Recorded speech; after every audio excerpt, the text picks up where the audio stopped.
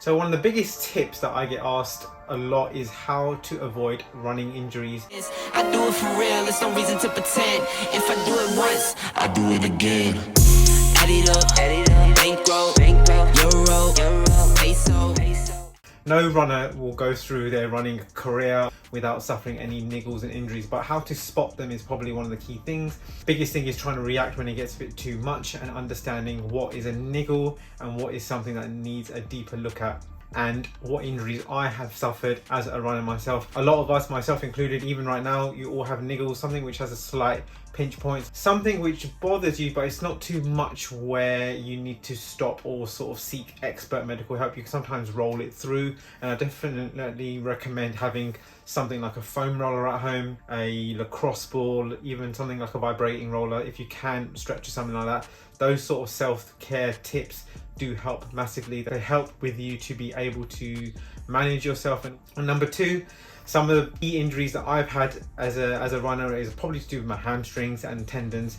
This tends to be the only sort of area that does tend to suffer with. Both occurred at the same time. Early 2020, my right hamstring / glute area, it always felt like it was a bit troublesome, but it kind of was diagnosed wrong initially. I stopped running. It's not pretty, I'm not gonna lie. During the start of the pandemic, I was off running for 2 months. I had to accumulate so much gym equipment at home, which was not fantastic. I managed to get through it. I learned a little bit more about my body and also how I load it and how I can get back into running through doing a loaded plan, working with a physio, and also introducing some speed work to teach it to fire again. In terms of some tips for you to try and implement into your running, tip number one is to wear proper footwear. Can't stress enough about getting your feet measured or even going into a specialized running shop. What I would do is, number one is the wet paper tests, is to find out your style of foot, whether you have a arch, whether you have a flat foot, whether you have somewhere in between, and then that gives you an idea on how and what type of shoe you should be going towards. Like for example, I have a flat foot, so when I do the wet paper test, a lot of my foot is on the wet paper, and I also don't have an arch, I have a dropped arch, so I kind of need something which is stability side, but also I can get away with the neutral. So for me, my feet, I take care of them, and I try to do that and try to prevent injuries by having good footwear and making good decisions in what works for my feet. Number two is mobility, and also using your muscles, activations, warm-ups. I can't stress enough how important it is to add in mobility routine every day. Even if you just wake up, spend 5 to 10 minutes even before you check your phone or anything like that, just loosening up the body. Like I mentioned previously in the Boston Marathon training episodes, was that my back is probably one area that requires a lot of attention and care, so I tend to just loosen it, some T-spine stretches, bit of warmth and movement into the body, and also having that prior to running. I always do a 15-minute activation before every single run, and I've been doing that for the last 3 to 4 years. For me, it's key in terms of, as I get older, you become stiffer, you can't rebound and recover as you used to in your 20s, so you have to do more. And if you want to run and you want to keep running and you want to stay flexible and stay mobile, you have to end up doing a little bit more to take care and understanding what areas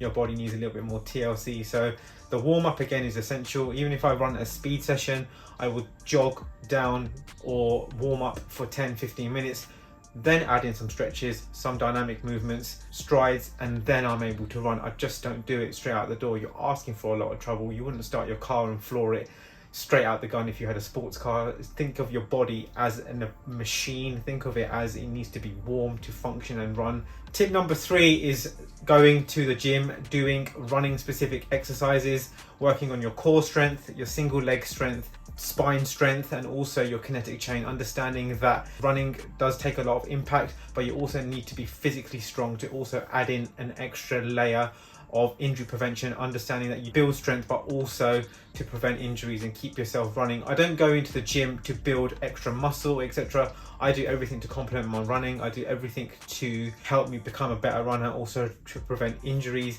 and maintain. More than anything is to maintain and condition the body so that I can continue running. I also have had a negative experience by adding too much weight into my routine. So we tweaked it, a little bit of feedback, and then you end up doing lower weight, slightly higher reps, and it's something more tolerable, something that more maintenance. So I needed to find out what my limit was. Not saying that you need to go out and start lifting 70, 80 kilos, not saying that at all, but you need to just understand what works for you best, understanding what your body does, how it functions, how it moves, and also adding in extra core exercises. You need a strong core, especially if you're running distance events such as the marathon or even half marathon, so that towards the later stage of the actual run you're able to hold your form. Biggest thing you see when you do turn up to these events is when you are at that 35k mark, 40k mark, your shoulders drop, you start to look a bit forward, arm swing isn't as prevalent, and you end up just hunching and starting to run, which can mean you start shuffling, which isn't the best way to sort of finish the race.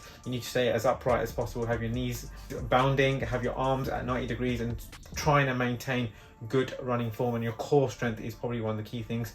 The tip number 4 is a simple one, is just to listen to your body. If you are feeling run down, if you're feeling extra fatigued, just take a day off. The biggest thing for me is not actually not doing it, is actually making that decision. I find it incredibly difficult to say to myself, like, Amrit, you need to take a day off today. If you are feeling fatigued, you haven't slept well, you've been run down, you're ill, then it's okay to take a day off. The world is not going to stop spinning, miles are still going to be run, and you are not going to lose fitness over the fact that you took one day off to rest, to mentally take a break, and also to come back stronger.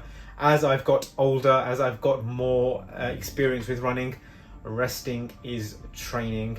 Do not buy into the BS of you needed to have to run every single day. You don't actually have to do that. Pro athletes out there are cross-training. Pro athletes are taking extra rest days, and they're actually producing and getting faster because they're understanding their body. Like I said many times, there are no two ways of running a marathon. There's thousands and thousands of multiple different approaches. So what works for you, by understanding your body and listening to it, is the best approach in terms of trying to prevent injuries and getting further run down. If you do have injuries, or if your intensity has increased or your load has increased, go and see an expert, go and see a sports doctor, go and see a physio or a sports masseuse, something that they can check your body out, even an osteo. I recently had an osteo check because I had an issue with my back. And again, although it was generally all good, it's nice to get these things looked at before they can turn into something worse. I highly recommend, if you are having a niggle which isn't going away, or a pain which is stopping you from running, or even affecting you in your day-to-day life, please seek a physio. Do not use Instagram, do not use YouTube, or even someone like me. Like, I'm here to give you advice, but if something is preventing you from running, something is stopping you from running, and you are in physical pain, you need to go see a physio or a doctor. So that is probably one of the biggest tips, overriding everything in terms of injury prevention.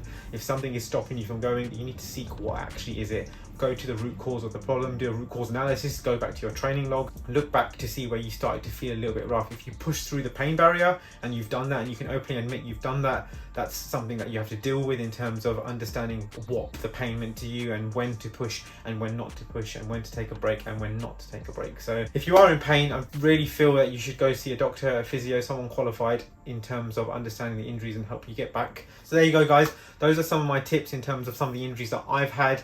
I do my best in terms of at home rolling, trying to be mobile, trying to keep myself from getting injured, going to the gym, etc. But sometimes they do occur, and it's just about having the mental framework in terms of handling what it is, and also how to process it, and doing the right things to get you back out running. So really do hope these tips helped. Hopefully you are not injured and you are able to run, and hopefully these are some things that you can put into your training and obviously your day-to-day running activities. So if you like this sort of video, remember to give it a thumbs up and to subscribe to the channel. Thank you for watching, and I'll see you in the next video.